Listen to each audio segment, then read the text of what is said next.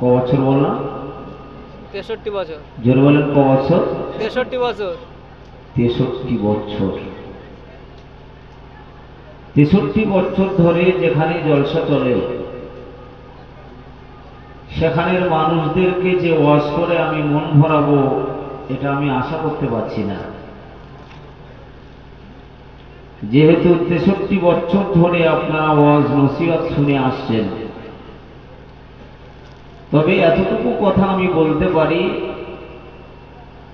পৃথিবীর মাঝে যত জ্ঞান, যত বিজ্ঞানী, যত আলেম, যত হাফেজ, যত কারি, যত ওলামা এসেছে, আল্লাহ রাব্বুল আলামিন বলেছেন, ওয়ামা উতীতুল ইল্লা কলিলা। পৃথিবীর তাম সৃষ্টি জগৎকে আমি আল্লাহ রাব্বুল আলামিন আমার জ্ঞানের সাগর থেকে সামান্য জ্ঞান দান করেছি। কতটা জ্ঞান দিয়েছেন? সামান্য জ্ঞান। তাহলে আমরা যারাই বক্তৃতা করি, যারাই শুনি, যা কিছু করি, সামান্য জ্ঞান থেকে কিছু জ্ঞান সঞ্চয়ন করে সেই পরিপ্রেক্ষিতে কিন্তু আমরা আলোচনা করে থাকি।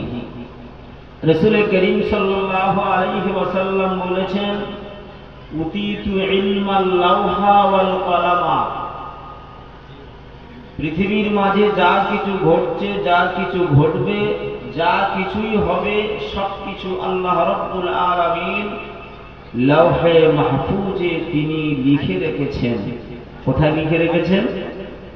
লাওহে মাহফুজে লিখেছেন। রাসূল করিম সাল্লাল্লাহু আলাইহি ওয়াসাল্লাম বলেছেন, আল্লাহ তাআলা মিরাজের রাত্রে আমাকে আল্লাহ তাআলা ইনভাইট করেছিলেন, দাওয়াত দিয়েছিলেন। সেই দাওয়াতে আল্লাহ রাব্বুল আলামিনের বানানো জান্নাত জাহান্নাম সব কিছুকে পরিভ্রমণ করে আসার সময় আল্লাহ তাআলা লাওহে মাহফুজের জ্ঞান আল্লাহ আমাকে দান করে দিয়েছিলেন। এই সুবহানাল্লাহ একটু জোরে বলুন। পিছনে যারা আছেন একটু কষ্ট দেব আপনাদের, একটু সামনে আগিয়ে আসবেন, একটু দয়া করে। মুরব্বী বাবাজিরা বসে আছেন, বিয়াদবি নেবেন না, দয়া করে বলছি একটু আগিয়ে আসেন। আমি আপনাদের কাছে 63 বছরের নতুন, একটু আগিয়ে আসেন।